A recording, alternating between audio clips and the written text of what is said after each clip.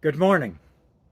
Well, I have to confess this morning, I am a huge Tom Cruise fan. So last night we went and saw the new Mission Impossible movie, Dead Reckoning Part 1. Now, in preparation for that, last week I watched the whole series of the previous Mission Impossible movies. So I would remember the story arcs and the characters and everything.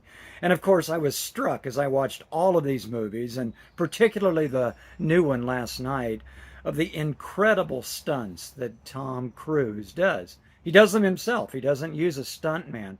He jumps a motorcycle off of a mountain. He parachutes into Paris. He skydives. He train hops. He does massive car chases, motorcycle chases. I mean, the guy's incredible. He has no fear whatsoever. So I was thinking about this concept of no fear. How, for most of us, we would never consider doing the things that he does. In fact, my mother says he has a death wish. Well, I don't know about that, but he is not hindered by fear. Now, why is that? Well, if you read the articles and see the interviews, he prepares incredibly. They train and they train and they train, they rehearse. He has all kinds of safeties and redundancies put into place. So he is confident that when he does the stunt, it's something that will succeed. He has confidence in his preparation. But even that kind of confidence can be something that will hurt you in the long run. My grandson loves roller coasters. He loves to go 75 miles an hour upside down and around and down 90-degree drops, and he thinks that's wonderful. He does it because he thinks that it's safe on a roller coaster. But as we've seen in the last couple of weeks with the big failure of the one in the Carowinds, those mechanical safety devices aren't necessarily the ones that we can trust. And yet, the Bible talks a lot about not fearing. It calls us to be people of courage and strength and to not fear. So, what are we to put our trust in?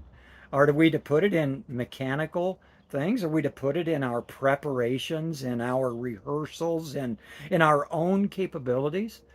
The Bible says no.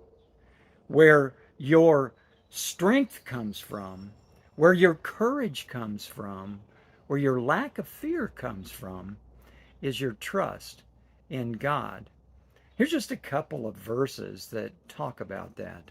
In 2 Timothy chapter 1, verse 7, Paul says this to Timothy, "For God gave us a spirit, not of fear, but of power, of love, and of self-control." God has put within us the capability to be strong and to not fear. So where does that come from? Well, Isaiah chapter 41, verse 13 says, "For I, the Lord your God, hold your right hand. It is I who say to you, fear not.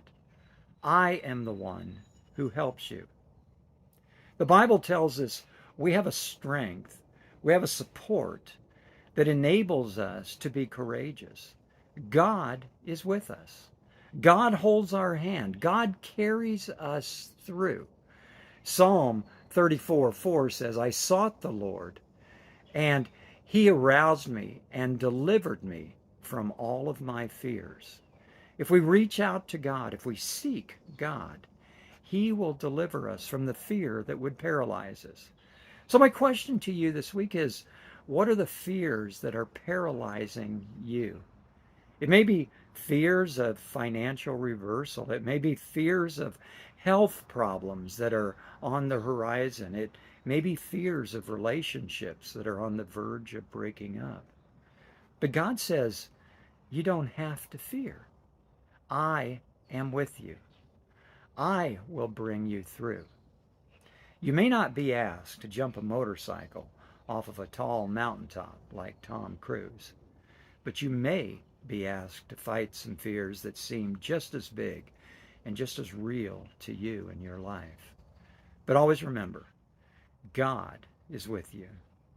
God will carry you through. Have a great week.